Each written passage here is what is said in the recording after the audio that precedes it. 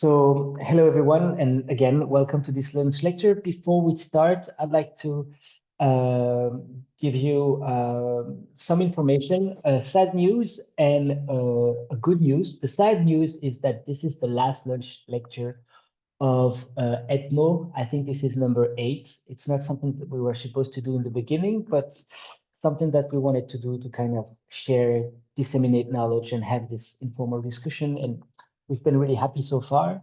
The good news is that as EDMO BELUX 1 is coming to an end, EDMO BELUX 2 is going to be starting in April because the project was renewed.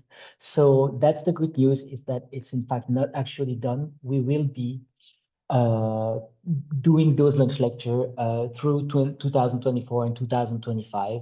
So if you have subscribed to our newsletter, you will be invited to the next lunch lectures. If not, please go to the EDMO website and you can subscribe to our newsletters and you will be invited to these lunch lectures, which is a recurring event that is happening every month.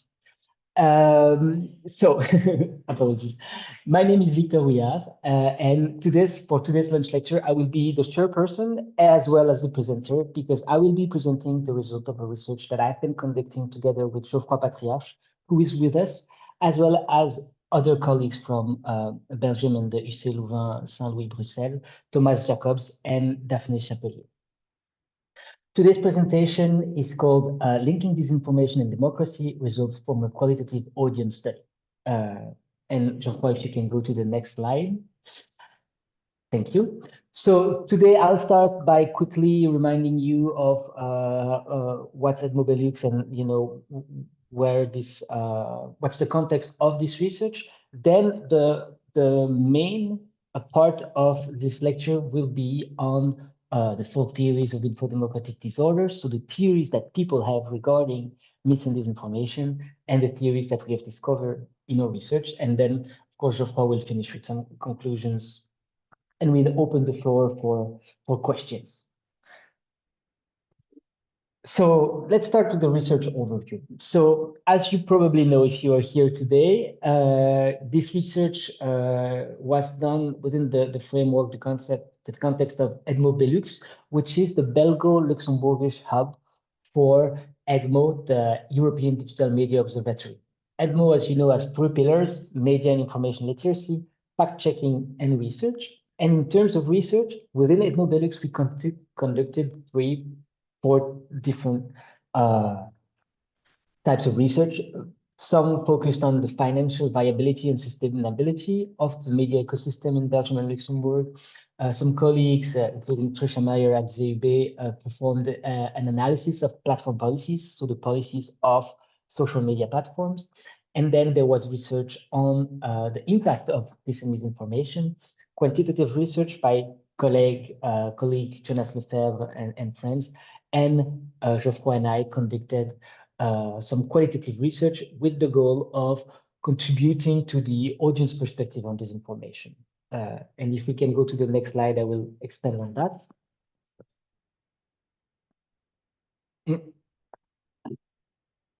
So if you look at disinformation studies as a scientific discipline, well, it's been, you know, a growing research field. There's been a lot of research conducted recently on dis and misinformation.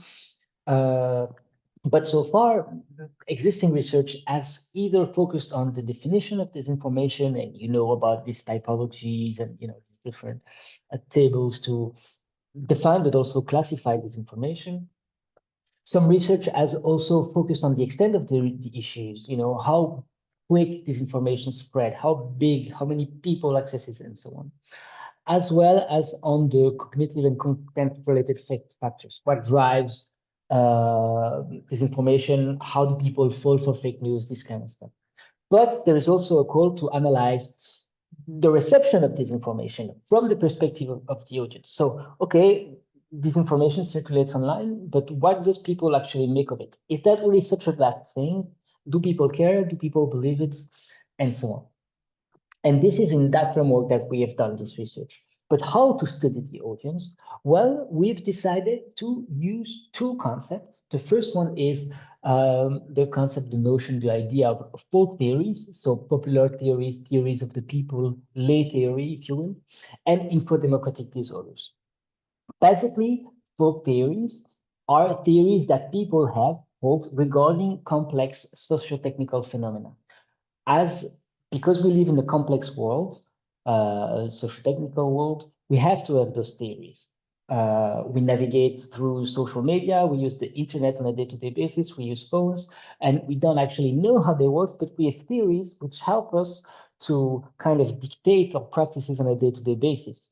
So for example, Facebook, you don't actually know what's the formula, what's the recipe behind the Facebook algorithm, but you have ideas, you have theories on how it works, and that has an impact on your day-to-day activity. So you might think that you have to post on weekdays more than weekends, or maybe you think that it's if you want to have more reaction, you need to post a picture or a video or ask a question.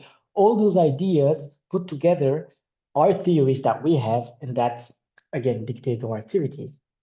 This concept has been used a lot in human and social sciences recently to describe and to analyze better all these complex phenomena. And we have seen research flourishing on, for example, folk theories. Oh, if you may go back just one more second, Geoffroy, on folk theories of journalism. What's journalism? How does it work? Is it really useful to democracy? Some people have been researching that. We have seen people researching Google and folk theories of distributed discovery. How do people find stuff on Google based? What are the theories regarding that? We have, again, as I said, the theories, the folk theories and the studies regarding algorithm. How does the algorithm of Facebook work, Spotify, and so on? And then more recently, and that's really close to what we are doing, research that focus on people's theories regarding false information, or in our case, dis and misinformation. Because we do think and we believe that the way people theorize what disinformation is, how it circulates online, how it is shared on social media has a big impact on people's daily life. And now if you can go to the next slide. To give it more juice, let's say, we define theorizing as one of the interpretative strategies through which people make sense of infodemocratic disorders. Basically, what's a theory is just a generalized view of an issue or topic through which people identify patterns about themselves, other people, or the environment. Folk theories are similar to scientific theory, but they differ in the sense that they can be fragmentary. You have ideas, you have beliefs regarding how the algorithm of Facebook works, for example, but you don't know exactly how it works. So it can be fragmentary and also minimally consistent. Conspiracy theories, no.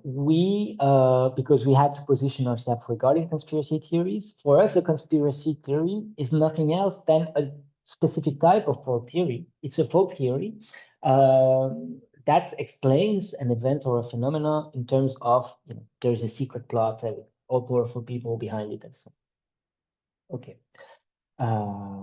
And so the assumption here is that things are so complex on the internet, on social media regarding disinformation that people have to theorize a lot and use those theories on a day-to-day basis.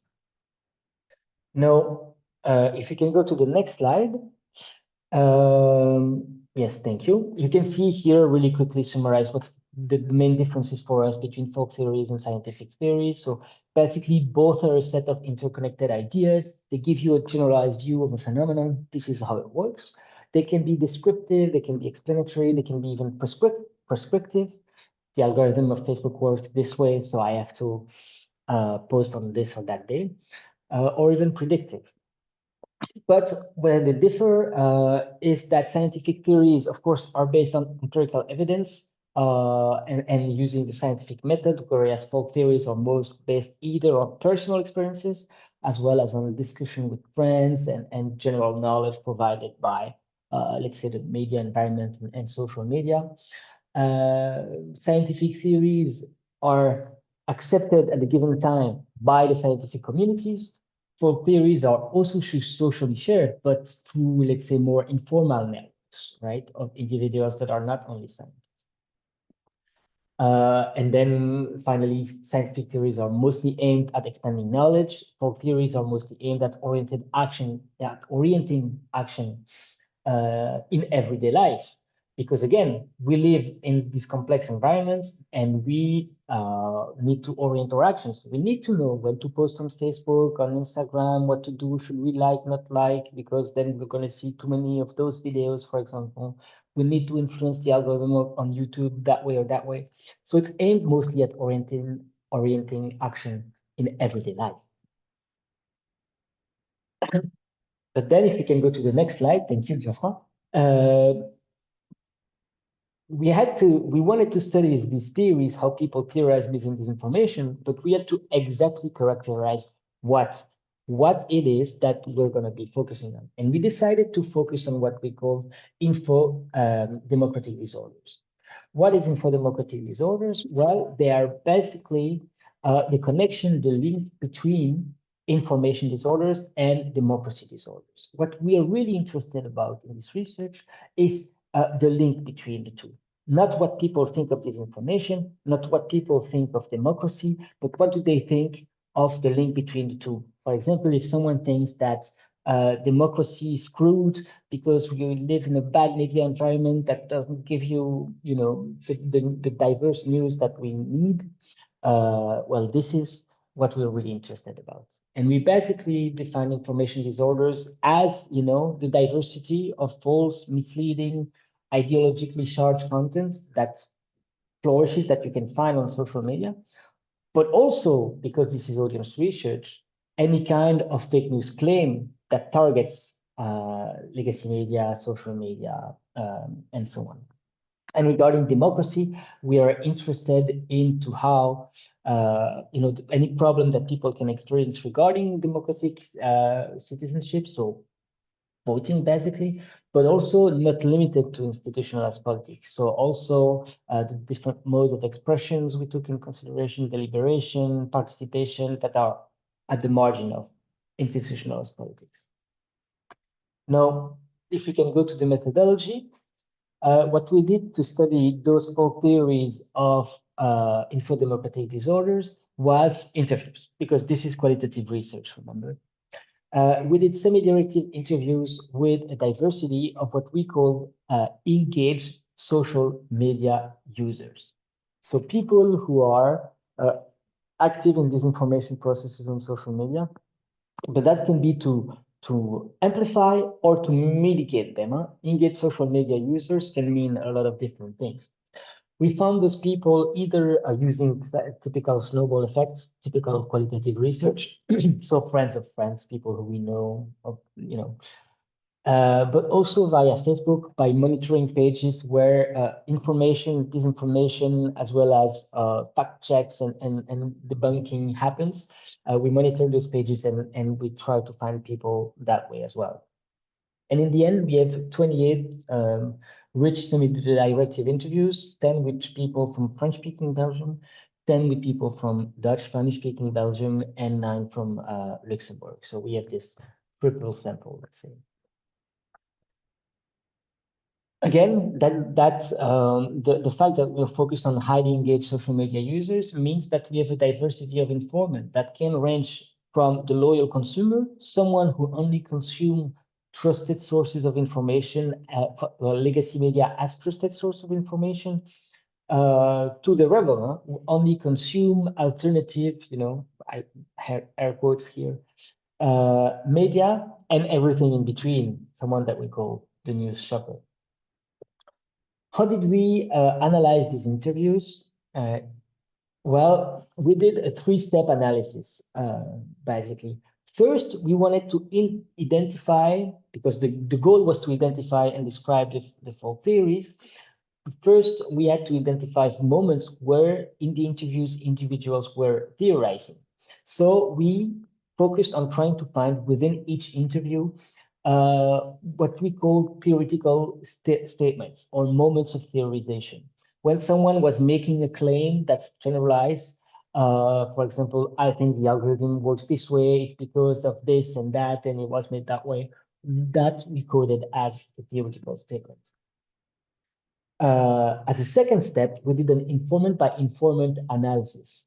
That means that we then took the interviews of each individual and tried to reconstruct the different theories that that person has, because you can theorize about the same thing at one point in the interview, and then 30 minutes later come back to what you think about the algorithm of Facebook, for example, and so on.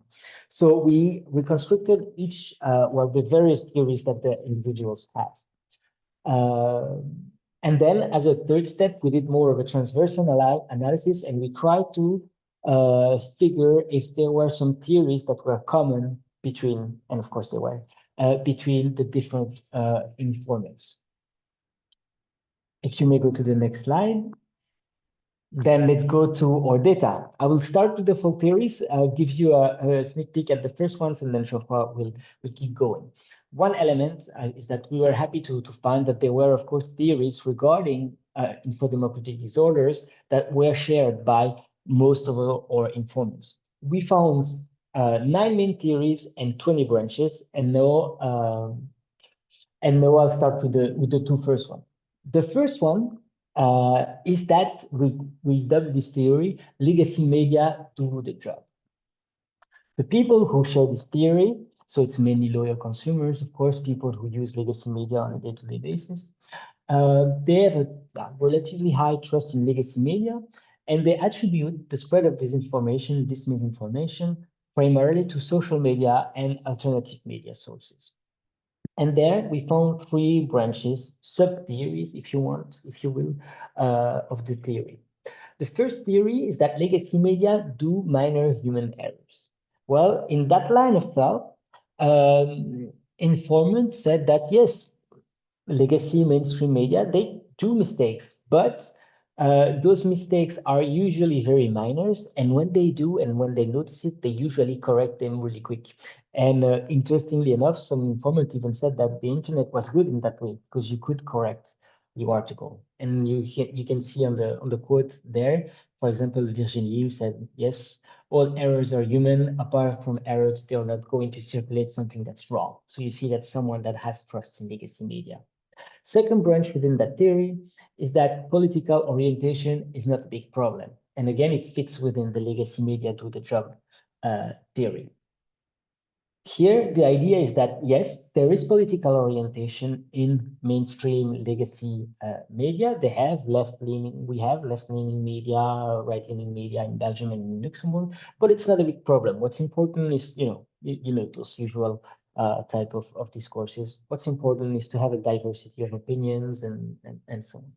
And then a third theory, we have to be careful with non-filter social media because according to this theory, well, that's how disinformation spread. It's on social media because it's not filtered.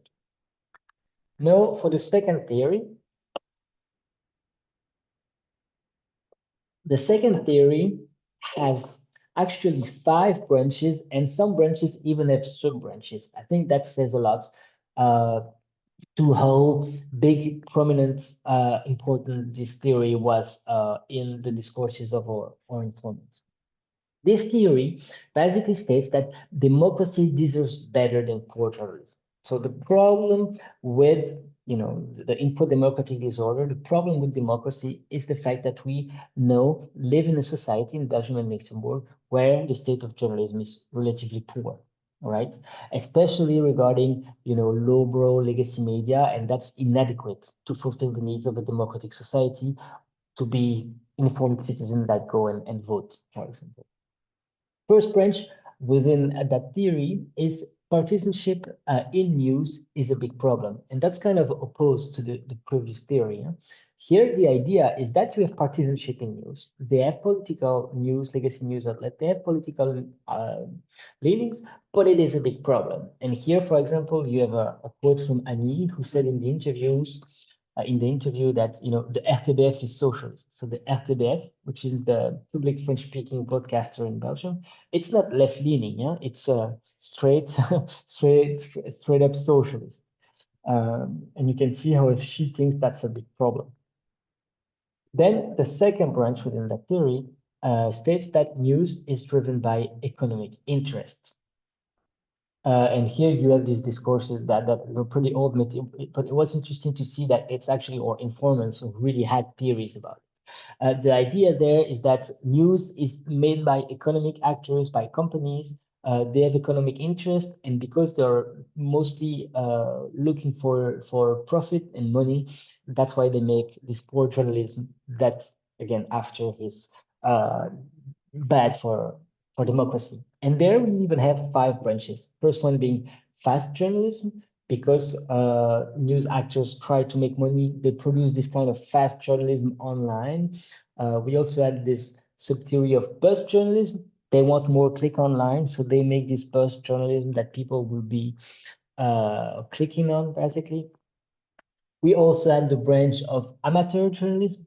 That was an interesting branch that we didn't think we would notice we would have. But basically, some of our informants said that because news is driven by economic interests and because of the journalism, no, we only have an amateur journalism online. All the seasoned journalists, they have been fired because they were too expensive, this kind of stuff.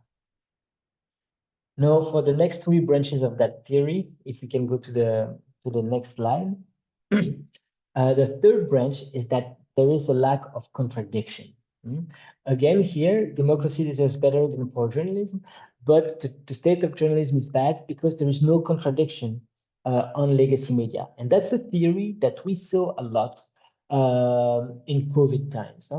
And you had all those discourses, but they still happen regarding the war in Ukraine and so on. But in COVID times, there was the idea that there's no contradiction. We only see on legacy media, it's the same experts, it's the same doctors, it's the same academics.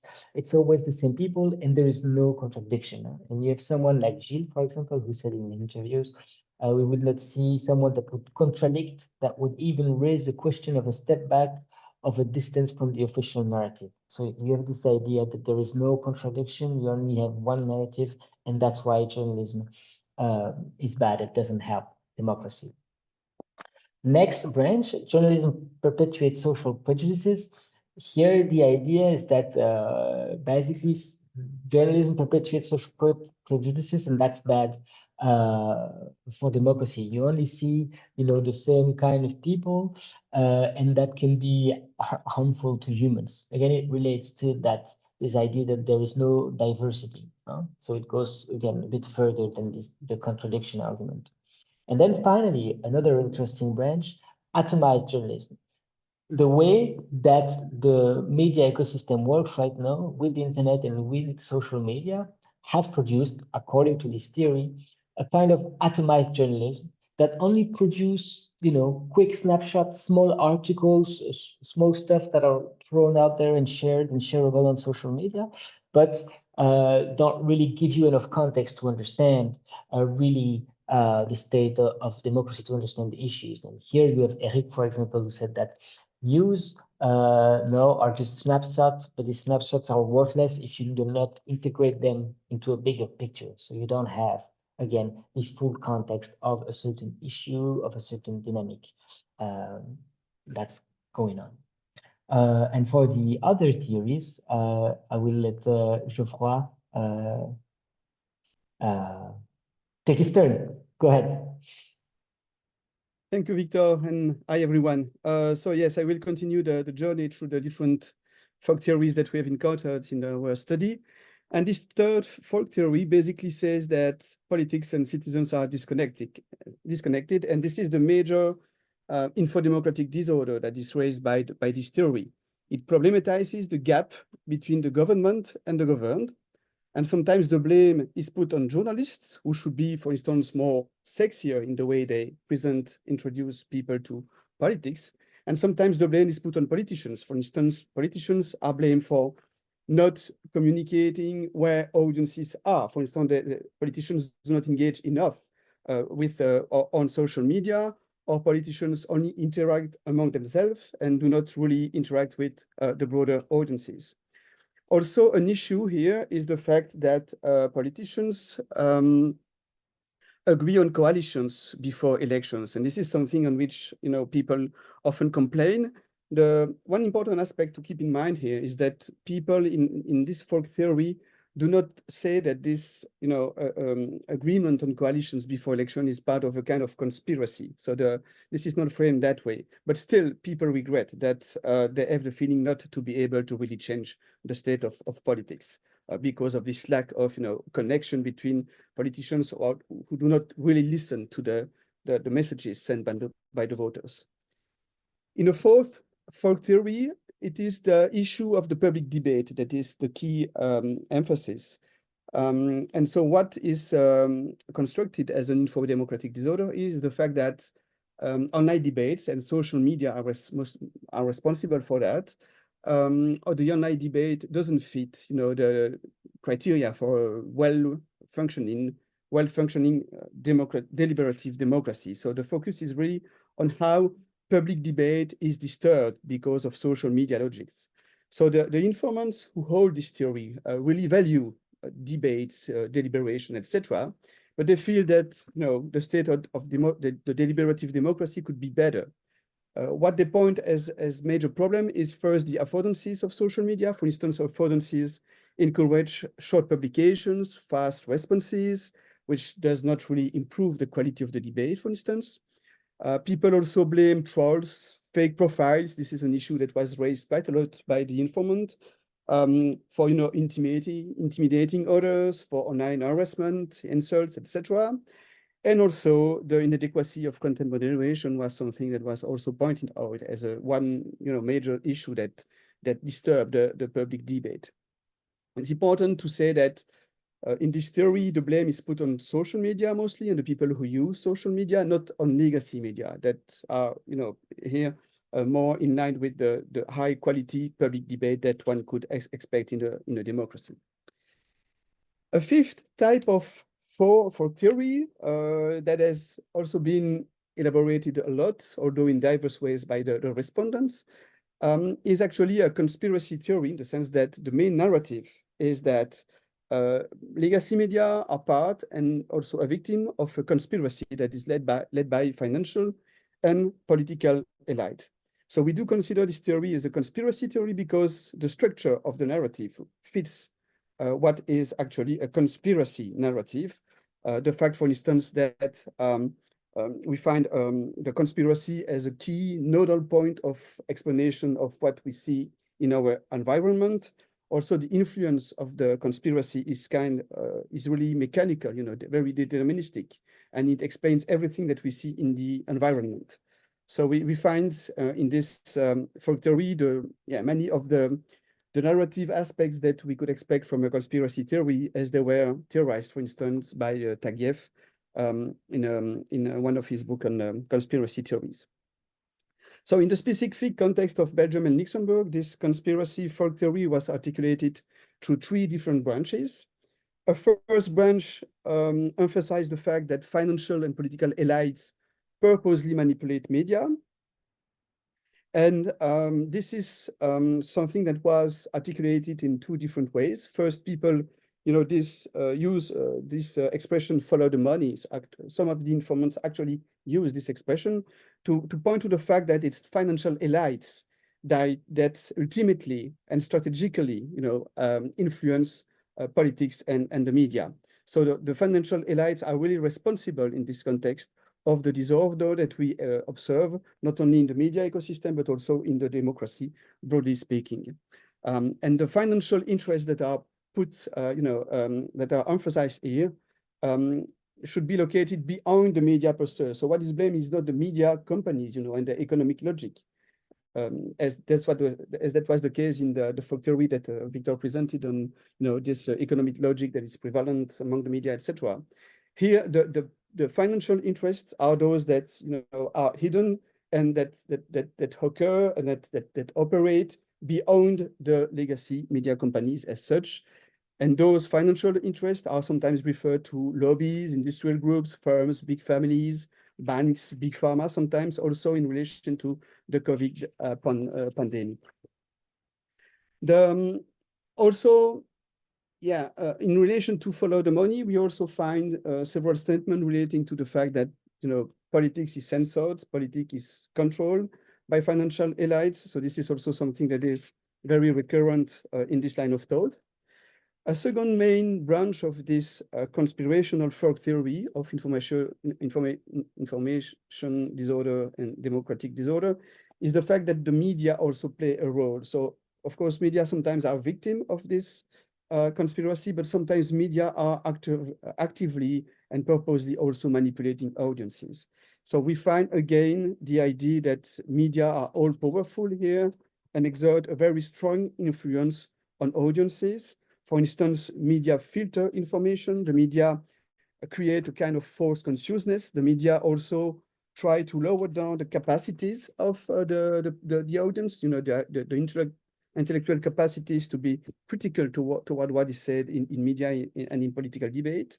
The use of fear was also something that is quite often mentioned, fear as a way also to kind of prevent people from, you know, being critical and thinking beyond the appearances, etc. This is something also that we often found in this folk theory. And the third branch of this folk theory relates to how the people who articulate this theory consider conspiracy theories. I mean, they consider that conspiracy theorists, so to say, are the ones who actually play the role of journalists, because journalists in this theory are no longer able to exert their watchdog role. So it's up to the citizens to play that role, to be, you know, critical towards politics, to be critical toward finance, to be critical toward the link between finance and politics, etc.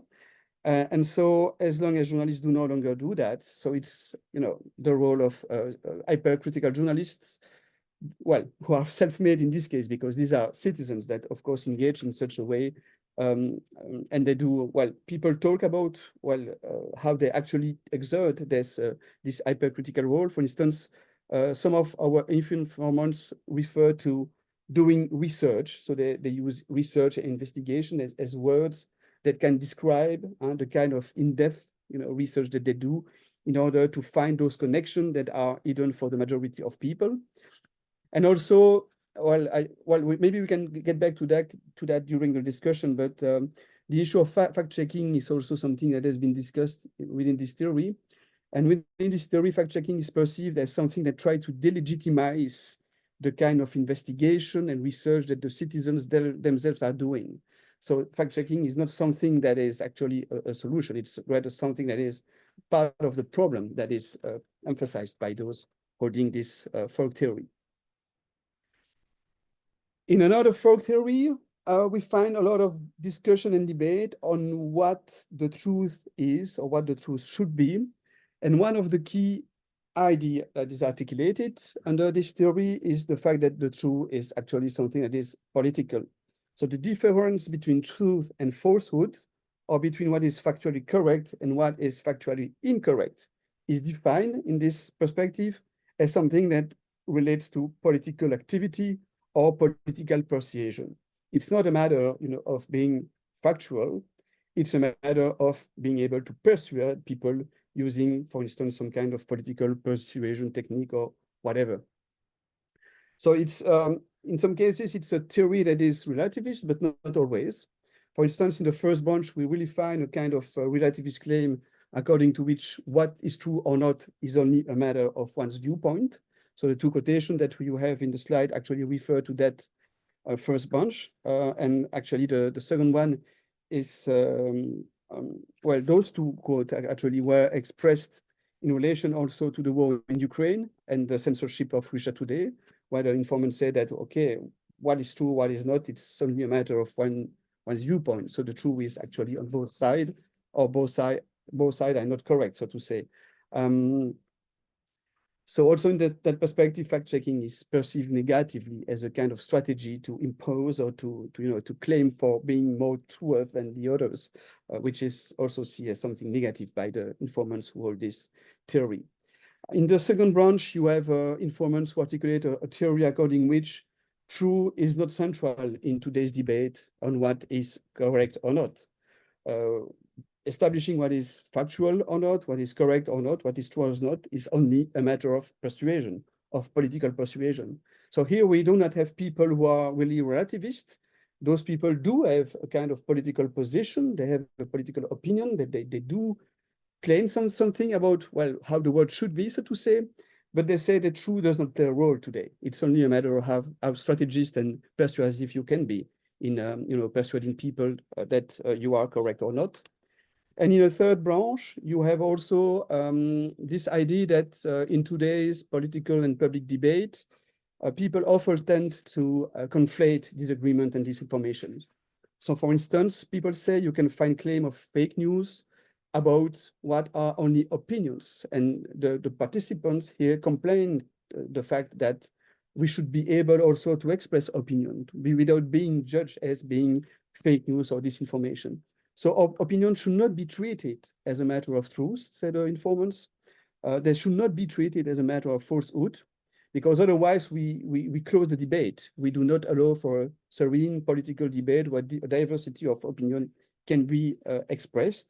And expressing opinions is something that is legitimate and is not the same as spreading disinformation. A seventh folk theory actually focused on disinformation proper. So this is the intentional production and manipulation of information and trying to make it look like a real information while it is false, also with the view to harm someone, to harm a group, to harm a country, or to harm a community. So here we do have respondents who actually use this definition of disinformation, saying that disinformation is indeed a strategic tool in political campaigning that can be used nationally, and here extreme rights are often pointed out as key actors spreading disinformation, but also by what a respondent called authoritarian states, for instance, or states that do want to politically destabilize Europe or the world. And so they refer, for instance, to Russia, to China, among others. So here we do have a very specific approach of disinformation, which is actually very close to the kind of initial definition of disinformation that EDMO had in mind when it was created. And here, of course, it's a theory that clearly judges negatively disinformation, obviously. Disinformation here is seen as a kind of perversion of what political communication should be in a healthy democracy. So far, we had theories that, except maybe for the first one, but for the other one, we have theories that clearly say that fake news, disinformation, misinformation is kind of a significant problem. But we also do have a theory which explicitly states that, well, fake news, misinformation, disinformation, that's not a big problem. We do have bigger issues than that to take into account and to discuss. So maybe we shouldn't be too much concerned about it after all. So they have expressed that in several ways. For instance, they elaborate on the idea that fake news is timeless. It has always existed in a way without making such a huge panic as we know today. For the people, disinformation is something that is kind of an exotic phenomena that is to be found in countries elsewhere, like the United States, and that is only limited for those who hold conspiracy theories, for instance. So it's a very minimal, very specific phenomena that does not impact the broader population, so to say. And we do also have respondents who elaborate on the idea that no, we use a lot the notion of fake news in rhetorics or in the media, but in politics, etc. And they also say that, well, it's only rhetoric after all. So we don't have to bother with that. We should not put too much attention on it. It's not that significant after all. So we have broader issue to deal with than fake news. And finally, and this is the last folk theory that we identified, we also have several informants who elaborate a theory according which the responsibility for disinformation and misinformation is not among the platforms, it's not about the legacy media, it's not about among politicians, but it's really a problem that relates to how, as audiences, we are functioning. So the responsibility for disinformation or misinformation here is placed on audiences rather than on media or digital platforms. And again, we found several branches of this. different variation of the same broader idea. One of the first branches simply said that, well, we are vulnerable to disinformation or misinformation because we are all exposed to the same kind of social and psychological phenomena or processes. So, falling for information is something that is universal in a way. So this is the first citation, so the first quotation that you have in the left, basically said that, okay, people as humans simply want to stay in their comfort zone. They choose not to take the time to stay up to date. They stay in their echo chambers, etc., etc. So this is related to or explained by a kind of universal human trait, so to say. Other informants also, or it might be also the same, because of course a theory is not, one individual can articulate several theories, but we also find the idea that some people are more vulnerable than others. For instance, the respondents say that, okay, if you are a younger people, you are more vulnerable than older people, although this is not something that is consensual among the informants. Others say the contrary. Ideology, for instance, was found to be also something that could create more vulnerability to disinformation, etc. We also find, interestingly, among the informants in Luxembourg, a folk theory stating that Luxembourg has a unique informational culture that can make it more resistant to disinformation, but also maybe more vulnerable to disinformation. This is, for instance, Bob in the right, the quotation on the right, that says that we speak several languages in Luxembourg, and for that reason, we are able to compare what different media say about the same phenomenon, which is perceived as a way to resist to disinformation or misinformation.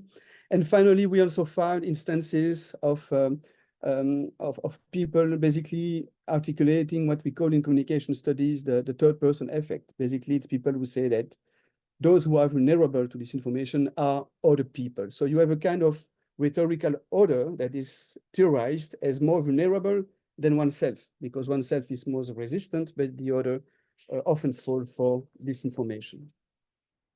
So these are the different folk theories that we encountered doing the kind of analysis that Victor has presented in the beginning of this presentation. I will now put forward some point for conclusions and also for some directions for future research, maybe starting with what are the implications of our study for disinformation research, misinformation research. First, we believe that there is an analytical value of approaching audiences of this or misinformation in terms of folk theories, because it really helps us to grasp how people understand, how audience make sense of those widely debated issues of mis and disinformations. Of course, there are other means to which people make sense of this phenomena, but still folk theories seems to be one important mechanism of resources that people use to approach this issue. So we think it's worth to continue consolidating this approach. Then there might be some interesting future empirical research that we can do using this folk theoretical lens.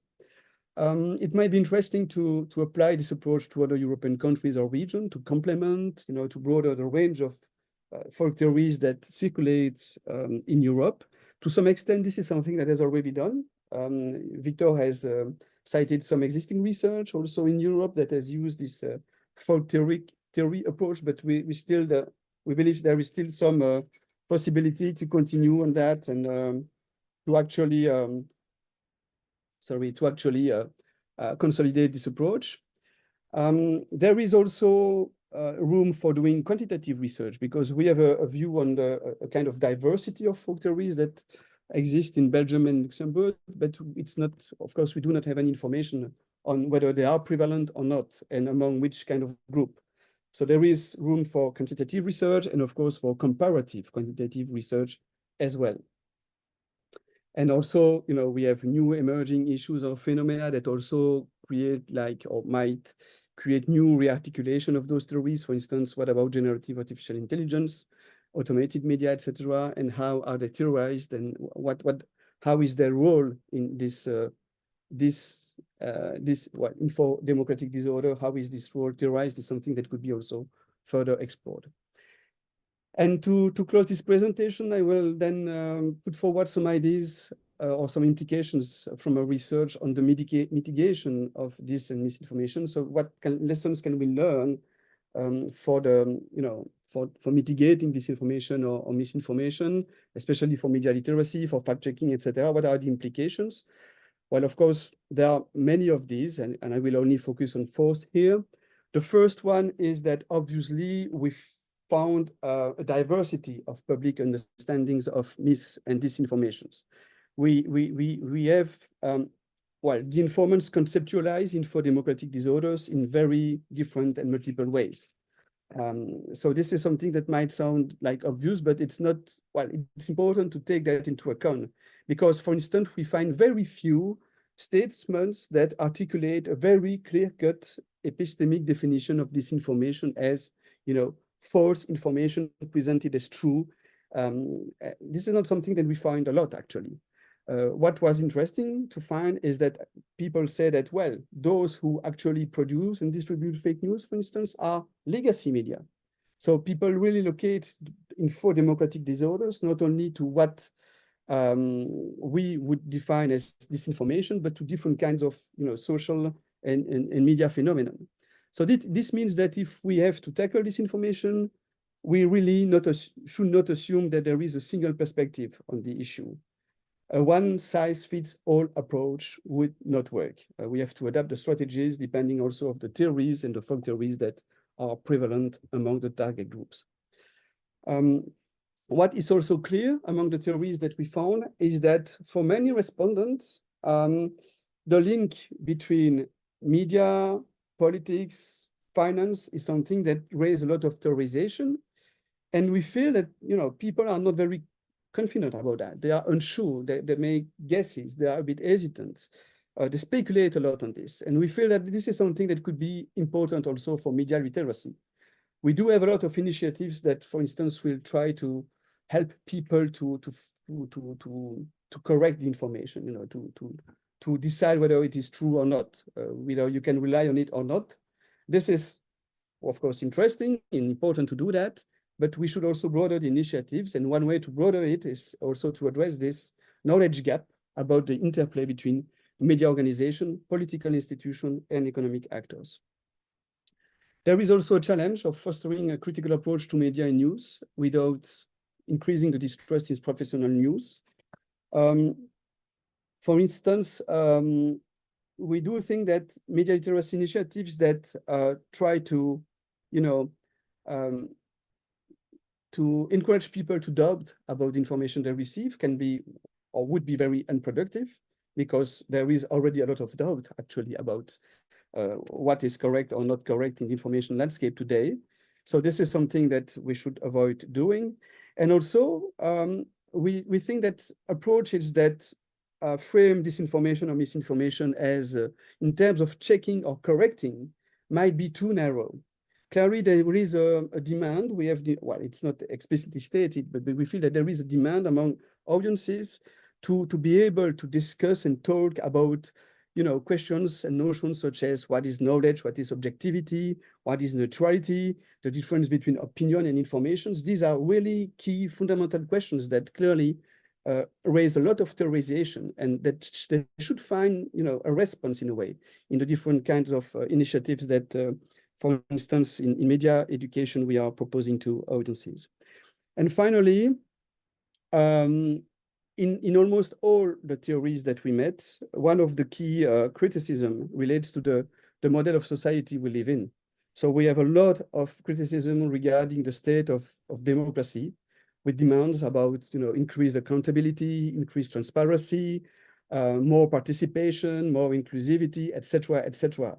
So this clearly also invite us to broader, how we approach this and misinformation, and to also acknowledge that it's part clearly, or it's a symptom of a broader societal issue that clearly goes beyond the media or the information landscape per se. So I think this could be the final word for this presentation. Well, thank you, Geoffroy. It's always weird in this type of presentations. You don't have the applause or anything like that, but thank you anyways. I don't know if there are any questions. I haven't seen any in the Q&A section so far. If there are any, please write them down right now.